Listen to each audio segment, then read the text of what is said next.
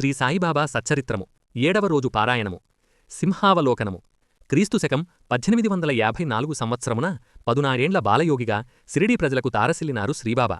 ఆయన ప్రవర్తనను చూచి జనులు పిచ్చివానిగా గణించు సమయమున కేవలం తన హస్త స్పర్శ మాత్రము చేతనే ఒక కుష్ఠురోగిని ఆరోగ్యవంతునిగా చేసినారు. ఆ సంగతిని విని, అయ్యా, నిన్ను చూడవలననియున్నది ఎని వచ్చిన ఒక జనశాంధునకు కేవల హస్తనేత్ర సంయోగ మాత్రమున చూపునిచ్చినారు. అట్లెందరికో ఉపకారములు చేయుచూనే ఆ బాలయోగి హఠాత్తుగా అదృశ్యమైపోయినారు. మరలా 1858లో చాందుపాటిల్ బంధువుల వివాహ నిమిత్తమై పెండ్లివారితో బాటే యువ ఫకీరుగా సిరిడీ ప్రవేశము చేయుట జరిగినది. ఆనాడు మహణ్సాపతి పిలిచిన సాయి అను పిలుపే ఆయనకు సుస్థిర నామమైపోయినది.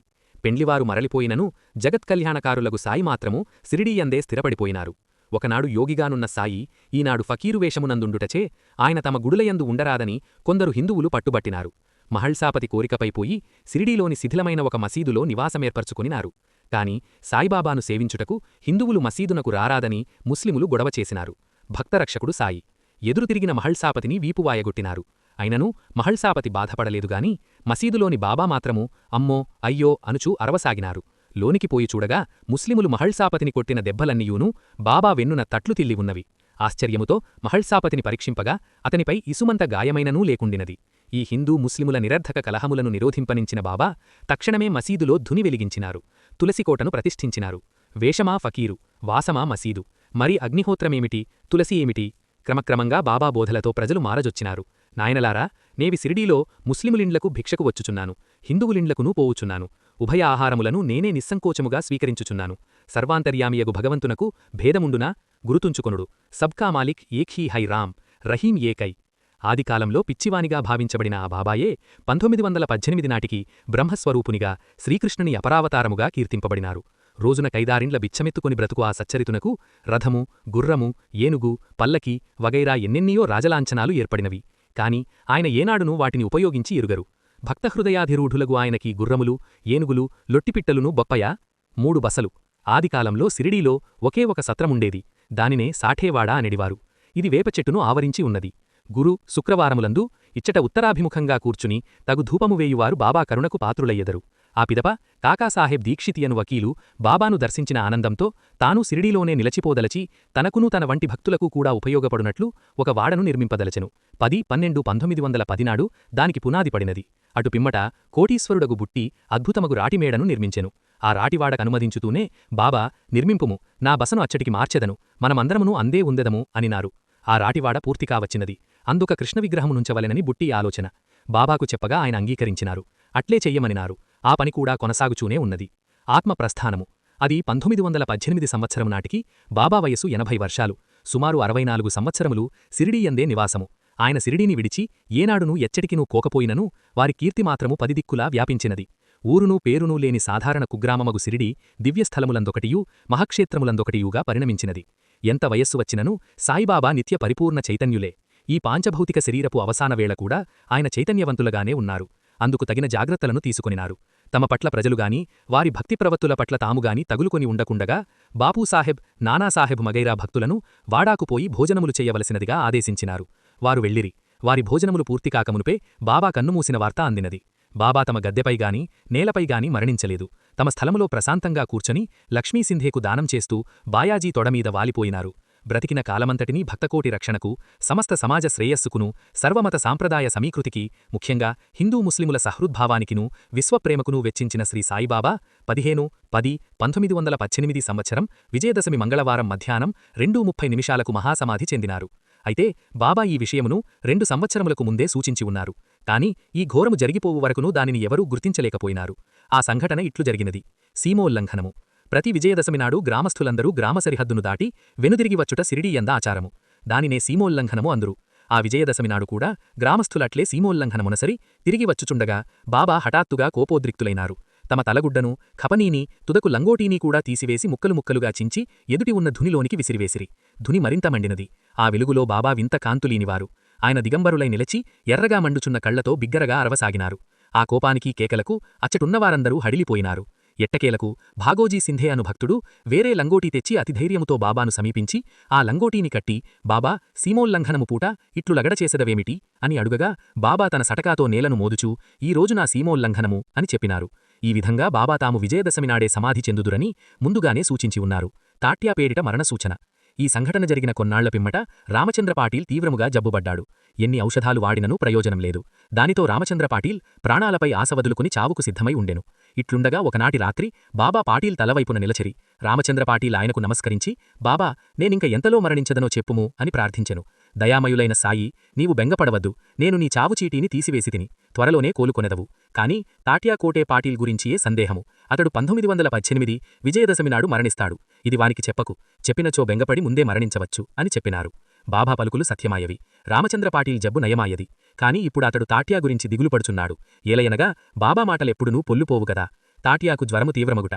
బాబా చెప్పిన 1918 సంవత్సరం వచ్చినది. భాద్రపదమాసం గడుచుచున్నది. ఆశ్వీయుజము సమీపించుచున్నది. తాట్యా జబ్బుబడి మంచం పట్టెను. అందుచేత బాబాను చూడటానికి రాలేకపోచున్నాడు. ఇచ్చట 1918 సెప్టెంబర్ 18న బాబాకు కూడా జ్వరం తగిలినది. తాట్యా బాబాను స్మరించుచున్నాడు. బాబా శ్రీహరిని స్మరించుచున్నాడు. విజయదశమి సమీపించినది. రామచంద్ర పాటీలు, బాలాశింపియు తాట్యా గురించి మిగుల భయపడసాగారు. బ్రహ్మవ్రాతయేనను తప్పునుగాని బాబా మాట తప్పదని వారికి తెలియను. వారు భయపడుచున్నట్లే తాట్యా నాడి బలహీనమైపోయినది. ఇంతలోనే ఒక అత్యంత ఆశ్చర్యమగు ఘటన జరిగినది. తాట్యా బ్రతికెను. కాని బాబా కన్నుమూసెను. అదంతయు తాట్యా, బాబాలు వారిలో వారు మరణాలు మార్చుకొనినట్లుగా కనిపించినది. తాట్యా కోసమే బాబా తన ప్రాణాలర్పించి ఉండినాడని జనులు చెప్పుకొనసాగారు. బాబా కృత్యాలు అగోచరములు, అనూహ్యములును గదా. ఆయన ఎందుకట్లు చేసిరో ఆయనకే తెలియవలను. ఏమైనను బాబా సమాధి చెందటానికి ఇది కూడా ముందరి సూచనే గదా. బాబా తన పేరుకు బదులుగా తాట్యా పేరును సూచించినారంతే. ఇటుక. సాయిబాబా నిత్యమూ ఒక ఇటుకరాయిని ఆసరాగా చేసుకుని కూర్చుండేడివారు. శ్రీబాబా సమాధి చెందటానికి కొద్ది రోజులకు ముందే ఆ రాయి పగిలిపోయినది. బాబా ఆ ఇటుకకై రవ్వంత బాధపడినారు, నిఠూర్చినారు.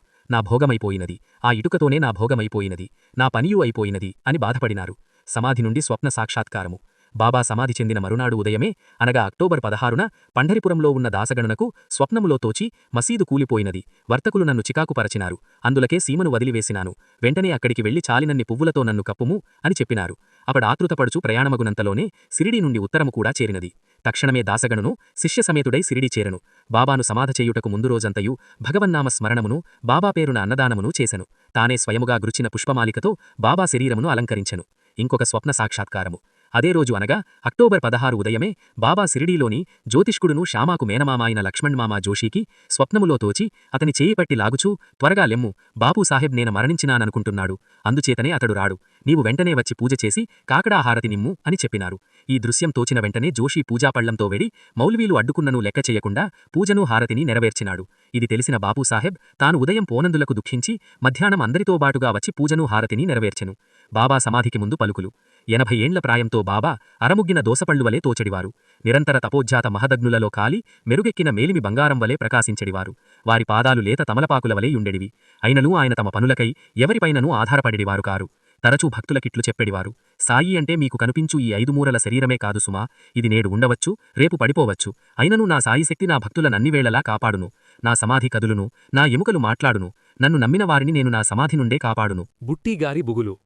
తాను వాడాను కట్టినచో బాబా తమ మకామును మార్చెదమని చెప్పుటచే బుట్టీ ఎంతయో ధనమును వెచ్చించి అందమైన వాడానుగాళ్లతో పటిష్టముగా నిర్మింపజేయుట జరిగినది.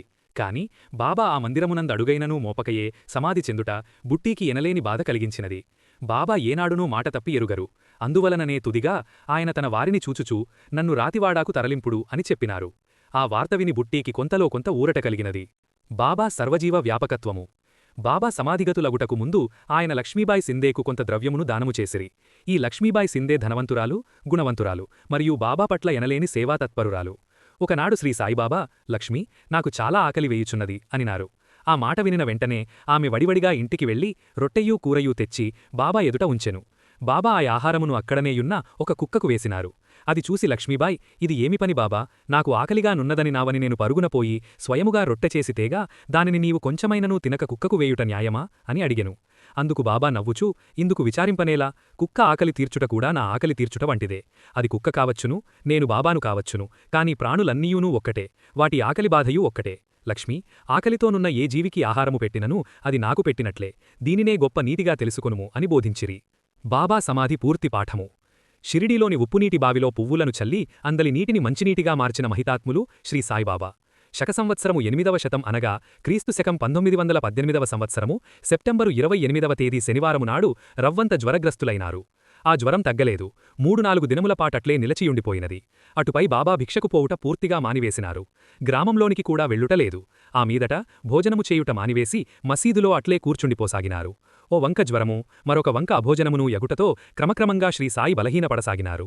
అతఃపూర్వమే ఆ సంవత్సరము విజయదశమినాడు తాత్యాకోటే మరణించునని బాబా చెప్పియుండుటచే రామచంద్రపాటీలు, బాలాషింపీల దృష్టి అంతయు తాత్యాపైనే ఉన్నది. అశ్వీయుజమాసం ఆరంభమగుసరికి తాత్యా మంచమున పడెను. జ్వర తీవ్రత వలన అతడు బాబా వద్దకు పోలేకపోవచ్చునను నిత్యమును మనస్సునందు మాత్రము శ్రీ సాయిబాబానే స్మరించుకొనుచున్నాడు. ఇచ్చట మసీదులో బాబా జ్వరగ్రస్తులయ్యుండి శ్రీహరి ధ్యానంలో గడుపుచున్నారు. దినదినమునకు దిగజారిపోవుచున్న బాబా ఆరోగ్య పరిస్థితిపై ఎందరో భక్తుల ఆందోళన చెందసాగినారు. అయినను బాబా మోమన చిరునవ్వు మాయలేదు. ఎప్పటివలైనే తమ సహజసుందర మందస్మిత వదన అరవిందముతో భక్తులను పలకరించుచు, ఏమి ఈ శరీరము శాశ్వతమా? నేనీ షిరిడీ వచ్చినప్పుడిట్లుందా? అంతకుముందు ఎట్లుండేనో తెలియునా? ఇప్పుడెట్లు మారిపోయిందో చూచినారా? అమాయకులారా, దిగులు పడకము. నిత్యమూ మారిపోయేదే శరీరము, ఈ లోకము. మీరు మీ చిన్నప్పుడి వలే లేరు. ఇప్పటివలే రేపు యుండబోరు. మరి చింతయేలా? నేనేమగుదును? నేనిట్లేయుందును. ఎప్పటివలేనే మీరు ఎప్పుడు పిలిచినా అప్పుడు పలుకుదును. వెర్రి ఆలోచనలతో సమయము వృధా చెయ్యకుడు. సాధ్యమైనంత ఎక్కువసేపు భగవంతుణ్ణి స్మరింపుడు. అల్లా మాలిక్ అని చెప్పినారు. సమాధి సన్నాహము. ఎవరైననూ అవసాన దశలో యున్నప్పుడు వారి చెంత మత గ్రంథాలు పారాయణ చెయ్యటం, భగవన్నామ స్మరణ చెయ్యటం యొక్క ఆచారము. అందువలన జీవులు తుదిశ్వాసలందైననూ ప్రాపంచిక విషయాల పట్ల విరక్తి చెంది మనస్సును భగవదాయత్తము చేసి సులభంగా ఉత్తమగతులను పొందెదరన్నది ఒక నమ్మకము.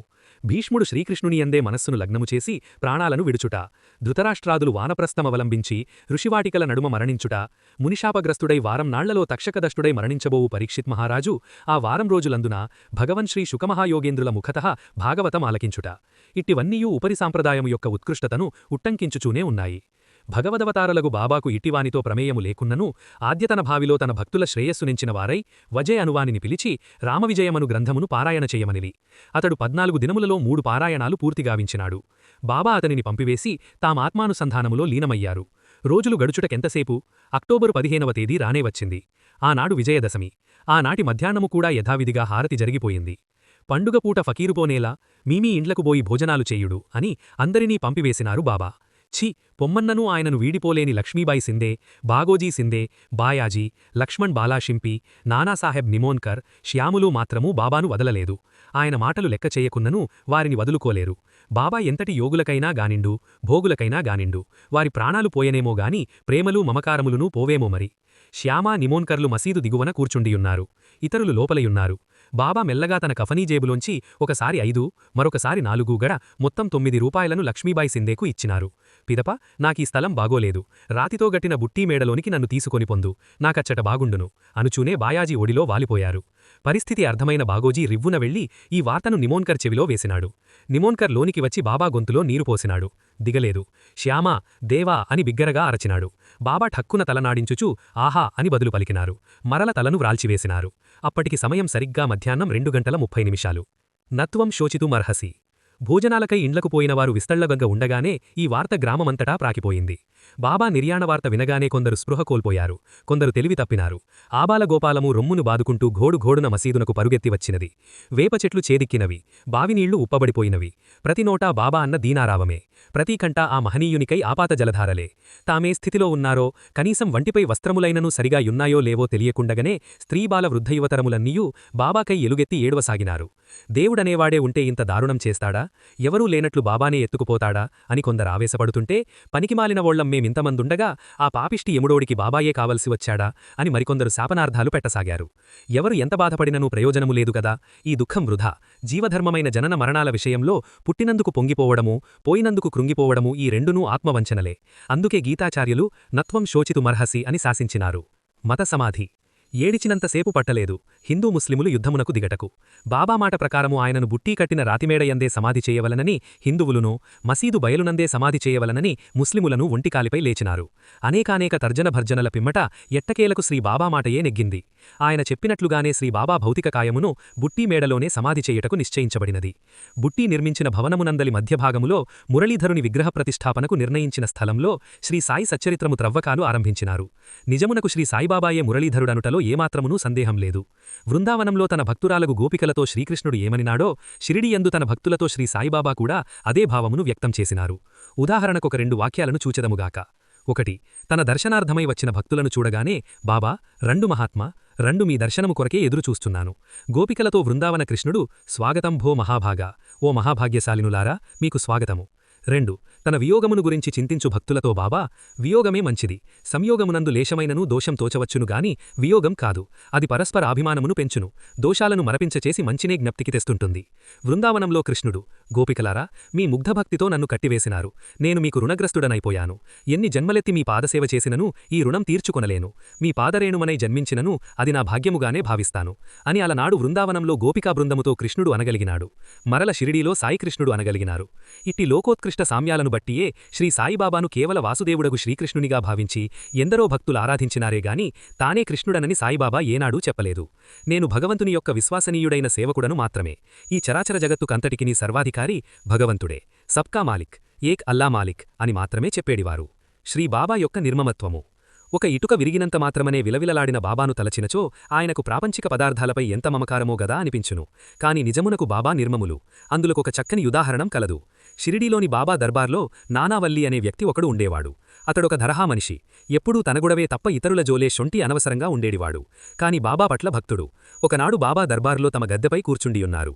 శ్రీ బాబా దివ్యబోధామృతమును వినుచూ అందరూనూ తన్మయ స్థితిలో ఉండగా నానావల్లి హడావుడిగా ప్రవేశించి బాబావంక రోషంగా చూస్తూ, ఎప్పుడు చూసిననూ నీవు గద్దెపైనే కూర్చుండుట, మేమిట్లు నేలపైనే కూర్చుండుట ఏమిటి? నీవు గద్దె దిగుము, మేము కాసేపు విశ్రమించవలను అనినాడు. అతని దుడుకును చూసి భక్తులు కంగారుపడినారు. బాబా ఏమి అనునో ఏమి చెయ్యనో అని దడదడలాడసాగినారు. కాని బాబా మాత్రం ప్రశాంతంగా చిరునవ్వు నవ్వుచూ, దానికింత ఆర్భాటమేలా, కూర్చునుము అని చెప్పి తాను గద్దె దిగి భక్తుల నడుమ నేలపై కూర్చుండి తమ ప్రసంగం కొనసాగించినారు. నానావల్లి బాబా గద్దెపై కాసేపు కూర్చుండి మరల దిగి బాబా వద్దకు వచ్చినాడు. సరేలే, పోయి నీవే కూర్చునుము అని వెళ్ళిపోయాడు. ప్రపంచంలో ఏదైనా వదలెదరుగాని తమ పదవిని గద్దెను వదలువారుందురా ఒక్క బాబా తప్ప. ఆయన ఎంత నిర్మములో తెలిసికొనుటకు ఇది ఏ చక్కటి ఉదాహరణము. సమాధి. బాబా సిద్ధి పొందిన 36 గంటలకు మురళీధరుని విగ్రహస్థానము సమాధికై త్రవ్వబడినది. బుధవారము సాయంకాలము వేళ బాబా కళేబరమును గొప్ప ఉత్సవముగా వాడాకు తరలించినారు. 36 గంటలసేపున్ననూ శ్రీ సాయి శరీరము బిగుసుకుని పోలేదు. ఆయన అవయవములన్నీయునూ సజీవ శరీరమందువలనే సక్రమముగా సాగుచునేయున్నవి. బాబా వంటిపైనున్న ఖఫనీని ఏమాత్రమునూ చింపవలసిన అవసరము లేకుండగనే సునాయాసముగా విప్పివేయగలిగిరి. శ్రీ బాలాసాహెబ్ భాటేయు ఉపాసనీ బాబాయునూ కలిసి ఉత్తరకర్మలు నిర్వర్తించుచుండగా శాస్త్రప్రకారము ఎట్లు జరగవలనో అట్లే తూచా తప్పకుండగా సాయిబాబాను సమాధి చేయుట జరిగిపోయినది. సాధారణుల దృష్టిలో బాబా మరణించినారు. ఇంకొంచెం ఆలోచించువారి దృష్టిలో బాబా సమాధి చెందినారు. కాని ఆయన భక్తుల భావనలో మాత్రమే ఆయన ఎప్పటివలనే నిలిచియున్నారు. మొదటి రోజున పారాయణమందు శ్రీ బాబా 3 దినములపాటు శవాసనములో యోగనిద్రను పొందిన వైనము చదువుకొనియున్నాము. ఇప్పుడునూ అట్లే మరికొంచెము ఎక్కువనాళ్లు యోగనిద్రనవలంబించియుండవచ్చును. లేదా 10-12ఏళ్లపాటు నందవ్రజము నలరించిన పిదప కృష్ణుడు మధురకేగినట్లు శ్రీసాయిబాబా కూడా 60 ఏండ్ల నిరవధిక శిరిడీవాసము పిదప ఏ విలాసవిహారార్థమో ఎచ్చటికో వెళ్లినట్లున్నదేగాని ఆయన లేకపోవుటా అను భావమే వారి భక్తులయందంకురింపలేదు. మురళీధరునకై ఎంపిక కాబడిన స్థలమునందే సాయిబాబా సమాధి చేయబడుటతో బాబాయే మురళీధరుడను వారి భక్తుల నమ్మకము మరింత దృఢపడినది. బుట్టి కట్టించిన రాతివాడాయే దేవాలయమైనది. శ్రీ సాయిబాబా సజీవులుగా ఉన్నప్పుడు వారికి హారతులు, పూజలు, భజనలు ఎట్లు జరిగేడివో సమాధిపిదప కూడా అట్లే నాథసాంప్రదాయము రీత్యా కొనసాగింపబడినవి. సమాధి వద్ద ఏర్పరిచిన శ్రీ సాయిబాబా విగ్రహమునకే సర్వోపచారములను సమర్పింపబడసాగినవి. కాకడహారతి తెల్లవారుజాము 5 గంటల ప్రాంతమందు చేయునది మొదలు రాత్రి ఉత్సవముల వరకునూ యథాక్రమముగా జరుగుచూనే ఉన్నవి. షిరిడీ సాయి సంస్థానము మరింతగా విస్తరించినది. సాయిబాబా సజీవులుగా ఉన్నప్పటికంటే అధికముగా దేశమంతటా సాయిబాబా ఆలయములు నెలకొల్పబడినవి. సాయిలీలా అను మాసపత్రికను షిరిడీ సంస్థానము వారు తీసుకుని రాసాగిరి. వీటన్నిటికినీ తోడు తననాశ్రయించిన వారిని సాయి సజీవులుగా ఉన్నప్పుడు ఎట్లు కరుణించడివారో నేటికినీ అట్లే అనుగ్రహించుచున్నారు. మన భక్తిలో లోపముండనేమోదాని బాబా అనుగ్రహములో మాత్రము ఎన్నడునూ ఎట్టి లోపమునూ యుండబోదు. ఇన్ని మాటలేలా, ఆధునిక దివ్యస్థలములలో షిరిడీ ఒకటైనది. బాబాయే కృష్ణుడు, వాడాయే గుడి. నేటికినీ వేలాది భక్తులు షిరిడీకి తరలిపోవుచున్నది ఆ మహనీయుని సమాధిని దర్శించుటకే. అలనాడే శ్రీసాయిబాబా చెప్పినట్లు షిరిడీ ప్రవేశమే సకల పాపహారకము, సమాధి దర్శనము సర్వపీడానివారకము, ద్వారకామాయి ప్రవేశము కష్టనాశకమును ఆనందప్రదాయకమును, సాయీ నామస్మరణమే సమస్త భవబంధ జాడ్యములకును సరియైన ఔషధము. నేవాస్కరింట విందు.